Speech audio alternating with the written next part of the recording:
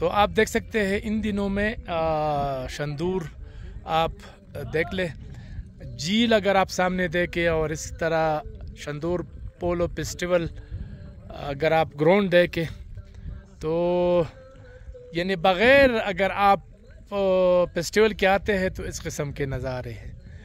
यहाँ खाने पीने के लिए होटल भी मौजूद है और टेंट में आप रह भी सकते हैं और ये रास्ता खुला रहता है सिवाय जनवरी फरवरी के महीने में। बर्फ़बारी पर डिपेंड करता है, पिछले साल ये बंद भी नहीं हुआ था क्योंकि बर्फ़बारी बहुत कम हुई थी। बिस्मिल्लाहिर्रहमानिर्रहीम। हमारे कलाम के दोस्त इधर आए हुए हैं शंदूर टॉप में।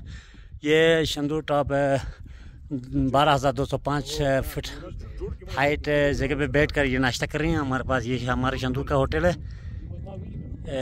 शंदूर माउंटेन टॉप शबाब होटल, और ये शंदूर का नज़ारा आप सबको करा रहे हैं। ये हो गया हमारा खूबसूरत शंदूर, आप भी नज़ारा कीजिए। ये हो गया हमारा भाई साहब, थैंक यू। खाना खाए, कुछ कहना चाहते हैं भाई साहब? मैं ये कहना चाहता हूँ कि आप इस होटल में ज़रूर आए और खाना खाए, नाश्ता करें। थैंक यू सो बहुत मच। बेहतरीन मेहमान नवाज है। Thank you sir, thank you sir.